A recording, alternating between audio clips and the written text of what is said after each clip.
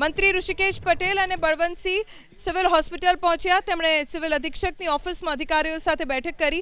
અત્યાર સુધીમાં 261 લોકોના ડીએનએ સેમ્પલ લેવામાં આવ્યા છે અને ગુરુવાર રાત સુધીમાં 197 પરિવારના સેમ્પલ લેવાયા હતા। આજે 19 વધુ પરિવાર કે જેમના ડીએનએ સેમ્પલ માટે બ્લડ લેવામાં આવ્યું છે। ડીએનએ સેમ્પલ એફએસએલ લેબમાં મોકલી દેવામાં આવ્યા છે। 72 કલાકનો સમય આપવામાં આવ્યો હતો, એટલે કદાચ શનિવાર આવતીકાલ સુધીમાં ડીએનએ રિપોર્ટ આવી શકે છે। જેમ જેમ ડીએનએ રિપોર્ટ આવશે તેમ તેમ મૃતદેહ પરિવારોને સોંપવામાં આવશે। અત્યાર સુધી 8 પરિવારોને તેમના સ્વજનોના મૃતદેહ મળ્યા છે।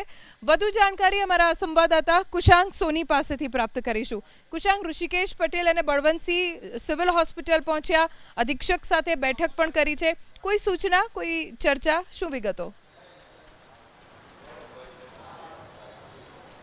જો આવતીકાલથી અથવા આજ રાતથી જે પણ મૃતદેહ છે જે પ્લેનમાં સવાર હતા તે લોકોના ડીએનએ સેમ્પલ મેચ કરવાની પ્રક્રિયા છે તે શરૂ કરવામાં આવશે। અત્યાર સુધી જે માહિતી મળી છે, સૌથી પહેલાં અહીંયા આગળ આપણે દ્રશ્ય બતાવી દઈએ।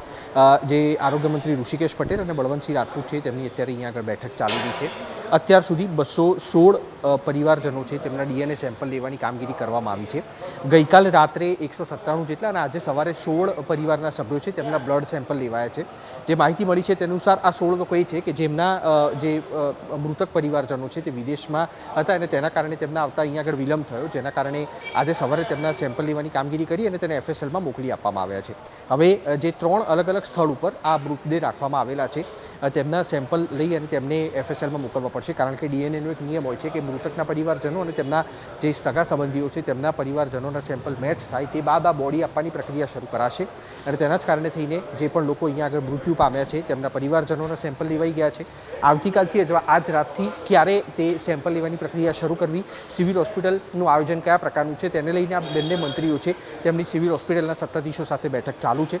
આજના દિવસમાં 8 શબ છે તે પરિવારજનોને સોંપી દેવામાં આવ્યા છે। જે મેસમાં રહેલા તબીબો હતા તેમના મૃત્યુ થયા હતા અને તે લોકોના ડીએનએ સેમ્પલ કરાવવાની આવશ્યકતા ન હતી તે 8 તબીબો છે તેમના મૃતદેહ સોંપવાની કામગીરી અહીંયા આગળ પૂર્ણ કરી દેવામાં આવી છે। થોડીક ક્ષણોની અંદર આ બેઠક પૂર્ણ થશે અને તે બાદ તે પ્રકારની પણ એક માહિતી સામે આવી રહી છે કે સત્તાવાર નિવેદન આરોગ્ય મંત્રી અથવા સિવિલ હોસ્પિટલના સુપ્રિન્ટેન્ડન્ટ રાકેશ જોશી તરફથી આપવામાં આવે, પરંતુ અત્યારના તબક્કે હવે જે બાકી રહેલા ડેડ બોડી છે તેમના સેમ્પલ લઈ અને કઈ રીતના આ કામગીરી આગળ વધારવી તેને લઈને હાલના તબક્કે આ ચર્ચા ચાલી રહી છે।